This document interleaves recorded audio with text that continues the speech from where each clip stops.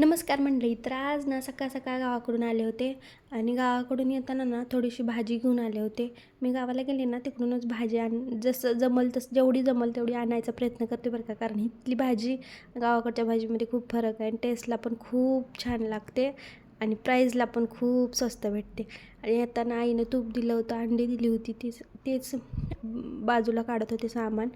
आणि दुपारच्या जेवणामध्ये ना पालकाचा गरगट्टा बनवला होता, गावाकडनं आणलेला देशी पालक. खूप छान मस्त झाला होता आणि त्यांची ना 2 दिवसापासून तब्येत ठीक नाही आहे. मग नंतर ना आम्ही सगळ्यांनी मिळून ना जेवण वगैरे केलं आणि नंतर आई काय बोलली, गरम पाण्यामध्ये ना तुपाची बाटली ठेव, म्हणजे ते सगळं पूर्ण बाटलीतून वितळल तूप. मग नंतर ना गरम करून ठेव तूप एकदा, म्हणजे चांगलं जास्त दिवस टिकल म्हणून मी इथं पातेल्यामध्ये कढवून घेतलं अजून एकदा. तर चला, असा होता माझा आजचा दिवस. बाय.